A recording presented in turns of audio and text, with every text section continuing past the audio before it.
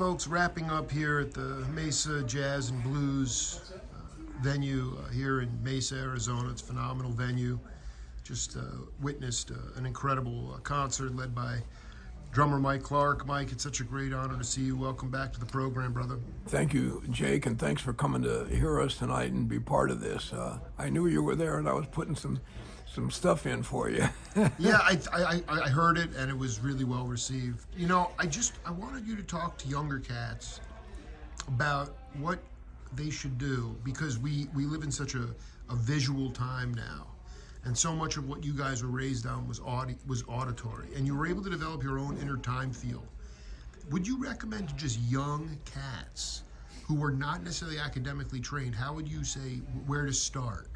Go buy the instrument. Maybe it'd take a year to tune it. I don't know. I mean, getting people to pick up the apparatus, and they don't need a degree to do it. Well, I guess first of all, get the ground floor of some rudimentary stuff together so that you can play and then develop that. When you say rudimentary, you mean like exercise your hands? Well, I would books? say, because it would translate to any instrument, but the basics, yes. Which on drums would be, you have to learn some rolls and rudiments and learn how to play time. Right. And get your basic pulse together. But while you're doing that,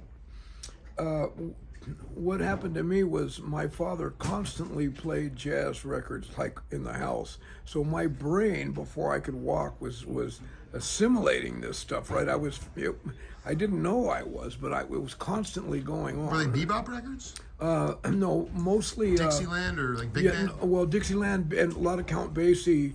Louis Jordan, wow. Wynonie Harris, he liked Louis Prima, Count Basie, Duke Ellington, Gene Krupa, Benny Goodman, and then when I was 8 or 9, he brought home an Art Blakey record. He didn't know, he just saw a drummer on the cover, and then I started getting interested in bebop and got him into it. So we would go shopping and buy records together, and he was learning along with me. You were 10 years old or something? Yeah, I would say 10. 10. You were buying like Clifford and Max. Yeah, you were not into. I love this. You were never a Brubeck cat. You came to appreciate it later, but you were a Blakey guy. Yeah, no, I was a Blakey guy. I was a Gene Krupa. Zutty Singleton was my mother's favorite drummer. Lionel Hampton, Louis Bellson, Buddy Rich, Sid Catlett, this type of thing. And whoever was playing with Basie at that point, and I think Louis Bellson was playing with Duke at that point. This was in the 50s. I was 8 or 9. And my father had these records. Also, he would take me to hear Louis Prima, and I would meet Paul Ferrara, the great drummer with Louis Prima, and these guys would show me things. But back to the question, listen to music. Like, I listened to music all the time in those days. I still listen to it a lot, but not like I did then. I was very curious. Were you listening to Sid Catlett?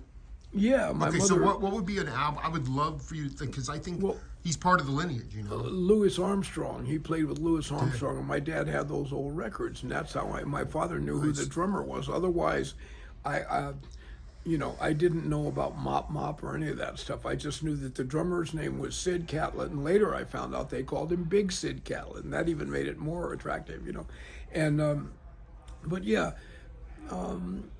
I have another question. Listen to a lot of music and try to, whatever instrument you're playing, listen to all of the instruments, the entire band, and then, like suss out whatever your instrument is of interest and see what these guys are doing and see if you can emulate this. And also, thirdly, play with live human beings as much as you can. Even if you can barely roll and barely play time, find others, guys your age that are at the beginning, and get together with them and play. That's how to get it together, is playing with people, Your mom grew up on welfare. She lived in a lot of rough neighborhoods, but you were around people of all ethnicities and race. We're all one human race as far as I'm concerned.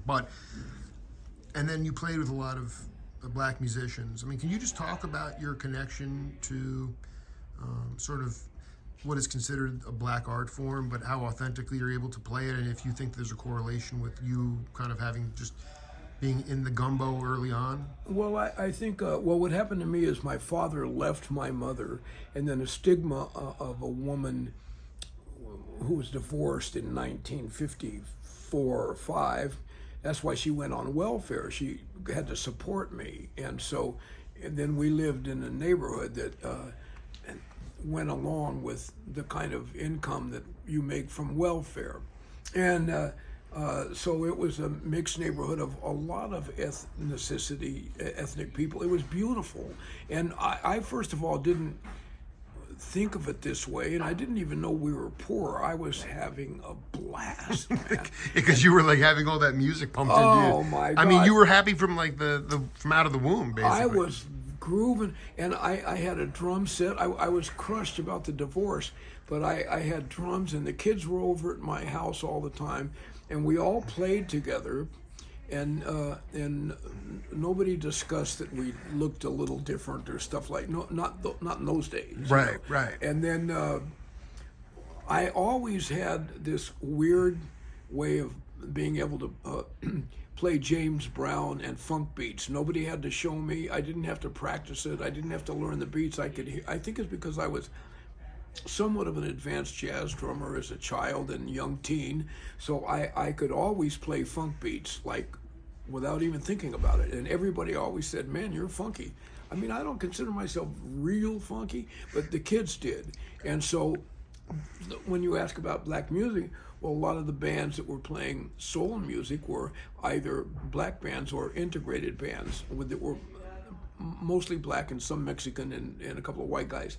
And but because I could play these beats, I would get the calls. Nobody said anything to make me feel funny about it or anything like that. I thought it was normal, you know. It's a blessing. And at that time in the Bay Area and around there and at that age group that I was, it was normal for us. And then, well, maybe that's just, it was normal for me. And I don't know, I'm only me, so I don't know what the other guys are thinking.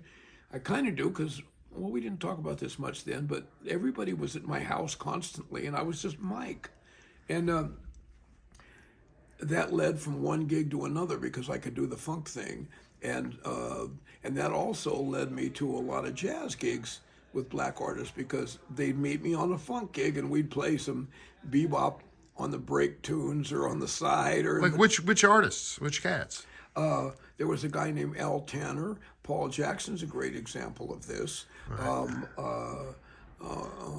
This is what I wanted to ask you Lonnie about. Hewitt in the Lonnie. Yeah. So you played. He was playing funk gigs. Yeah, and another guy, Flip Nunes, who was my hero, Azteca, my hero, and George Moribus, and George too, the funkiest cats ever, dude. George Moribus, and dude, those fucking cats, man. That's where it meets. You know, and I guess the like when you heard, for instance, everybody had their own inner time feel. How did you get to finding your own individual voice on your drum kit? You please go ahead. Yeah, Thank you. I mean, Joe Farrell. You heard him in a bar swinging his ass off on drums. Yeah.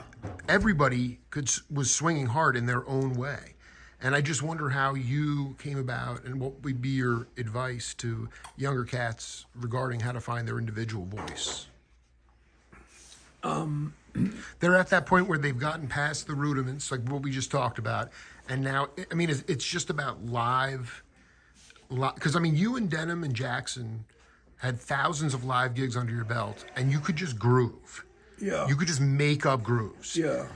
But that seems petrifying for people. I guess it takes trust on the bandstand, you know? Well, you know, in those days, there wasn't, you know how like nowadays there's kind of one drum sound.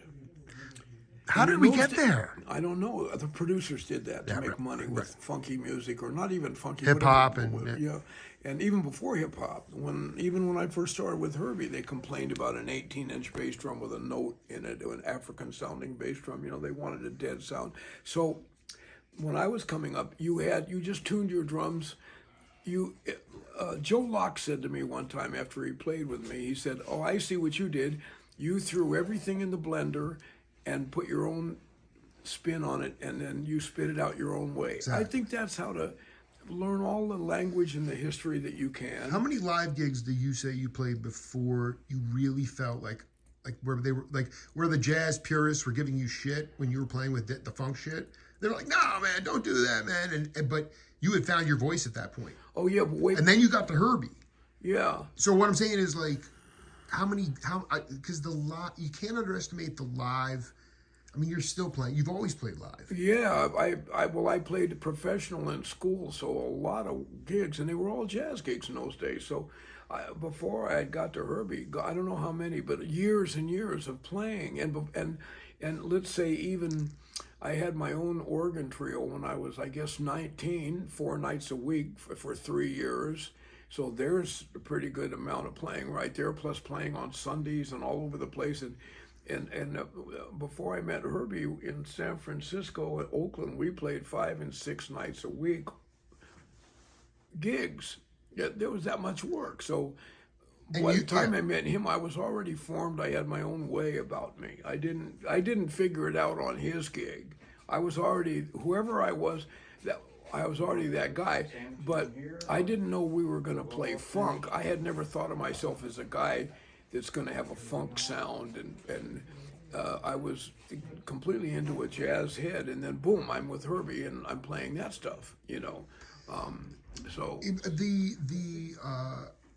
that Styx Hooper sound, you described it better than anybody. People were really trying to get that 70s. Can you describe that sound that a lot of producers were trying to get? Well, they had a dead bass drum. They took the front head off the bass drums. Right. They used a 22, and they put a lot of padding in it. And they wanted it, in my humble estimation, I think they wanted it to sound more like a signal than a bass drum, than a drum. It was more like a signal. It was like, boom. What does that mean? A signal? Well, a signal to the other musicians, or what is? Or No. When you're listening to it on the playback, they wanted it. They didn't want a note. They wanted a dead sound, and the snares, they would put tons of tape on the snares, so there was no openness to it. And I think it was easy for them to record because there was no leakage inside the drum set itself.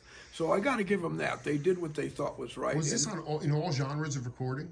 I'm sorry? Was this in all genres of recording? It didn't used to be, and it never was completely across the board, but it did spill into jazz. It did spill into jazz. In fact, if you listen to a lot of the jazz records that were made in the 90s, the bass drum sounded more like a Motown drum. It wasn't up and ringing like Tony's and Elvin's, but it wasn't dead like the 70s funk. It was this thing in between. Right. And it sounded kind of boomy, and I never really dug that sound, Right. Anyway.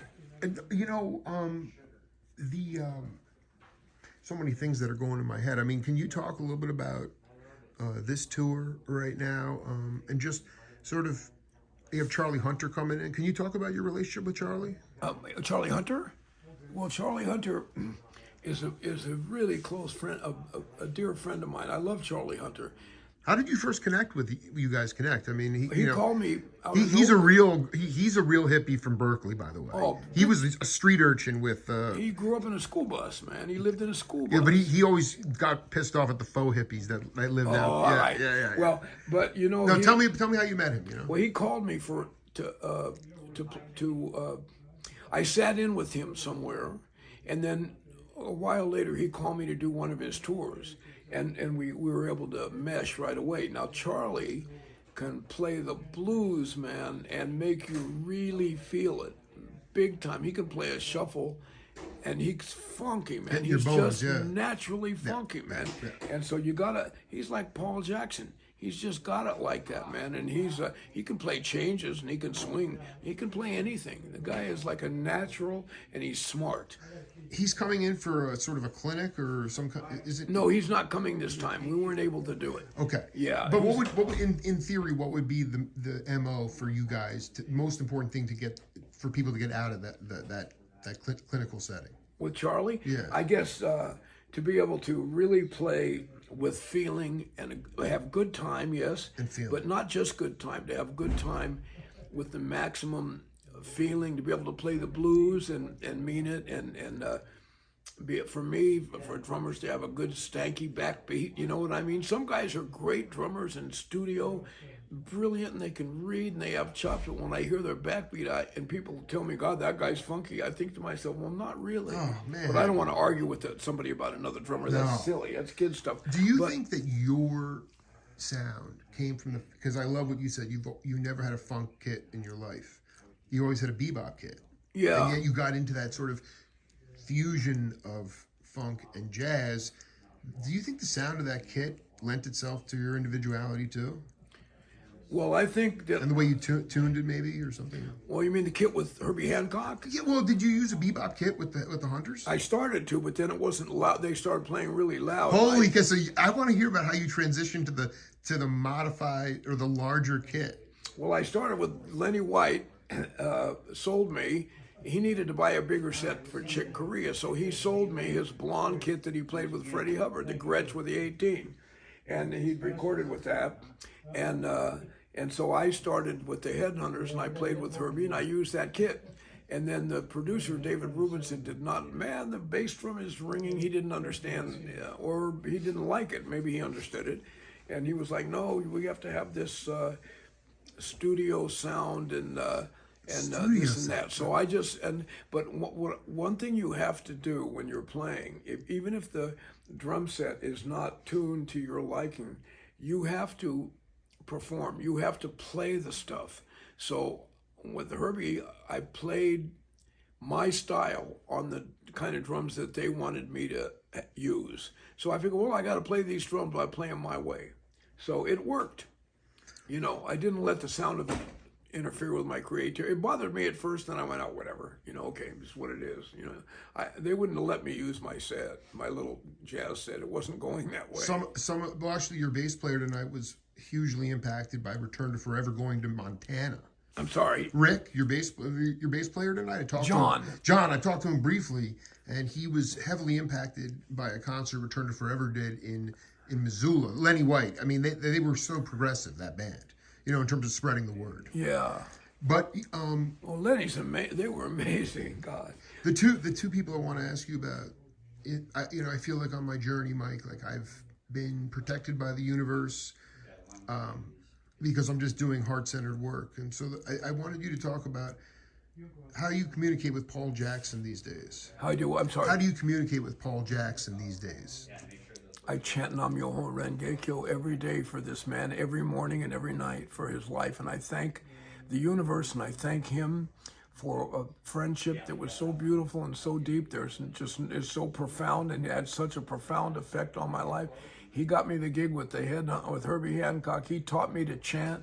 He was my best friend. We shared everything, our failures, our successes. I've had some best friends. I've never had a friend like Paul Jackson before. He was like a family member, and I was like his family member. We belonged to each other's family, and then him and I were our own family members. He was my brother and I was his. I thank the universe every single day for Paul Jackson. That's true. When I chant in the morning and I chant at night, and I say this prayer for Paul every single day. You know. The other person I wanted to ask you about how you, because I feel like her spirit is still with you, is your wife that was murdered. Oh, way back. Yeah, you still have. You loved her. She was your soulmate. Yeah, I loved her. Yeah. Do you have any I guess people that have left my life. Yeah. I still feel them sometimes in different. Well, sure. You know, in some phenomena. You know, but I wanted to ask you about Paul, and your. Her name was Beatrice B. I chant for her every day too, every single day still. And I just lost a tremendous friend. A very, very close friend and a wonderful drummer named Frank Katz, who's a genius. He played with Brand X after I did. Wow. And he played with Tunnels with Percy Jones, 55 years old, a genius drummer. And he went in the hospital with what seemed like a minor ailment, and he never came back out. I was in Tennessee doing a record, and I got the call that he was dead. So this also really hurt me. There's no way it affected me forever, but also I'm profoundly grateful to have had such a wonderful friend as Frank. So my way of communicating with It's through chant. is through Yeah, chanting. beautiful. It's beautiful. Yeah, It's yeah, absolutely beautiful. yeah. Wherever their lives are now back into the universe, what Buddhism calls cool. So it's cool. I guess they're cool. I mean, like when a tree dies, it goes into the soil, and it's still part of it's still here. The energy is here, some kind of way. Like scientifically, it sort of works out that way. I don't believe that there's a heaven and hell. I mean, and I don't, and anybody that does, I don't think they're silly for believing that. It's not what I dig. No, Yeah, I completely dig. I mean, I don't know whether I'm right or anybody's right. It's just what I go with. It works for my brain. So, why do you dig the Jake Feinberg show? well, because And move your hand. I want people. This is gonna be a promo. no, because I learn a lot from your show because you know what questions to ask, and you talk to the greatest musicians on the planet, and they're comfortable with you as I'm comfortable with you, and they bare their soul. They tell, man, I read all your stuff all the time, even if I don't comment and I'm in a hurry. I'm watching. We all are, Yeah, you're helping us to communicate with each other, to communicate with people we don't know and people we do know. I read different things that people who speak to you say, and I dig it, man. It's great. It's a service for mankind. Yeah. I feel like an ambassador for musicians at this point. Yeah, absolutely. And You you gotta know hope us they- all now. You're getting to know our personality. Well, that's what I'm saying. And the stick people are at the Foibles, if you forefront. will. I just want to introduce this man here. You want to come in for a second? We're gonna wrap here. Mike Clark, such an honor Thank you, brother. to be with you, man. And Thank you. Best of health, and thanks for swinging your ass off. I'm going to go back to the hotel and I'm going to eat this cookie. All right, Jake. Thanks, brother. cool. Thanks for coming out and being part of the show tonight, being part of our music. I appreciate Yeah, the audience is a big part of the show. it. Well, All right. damn right. All right. Yeah. Peace out, everybody. This is the Jake Feinberg Show.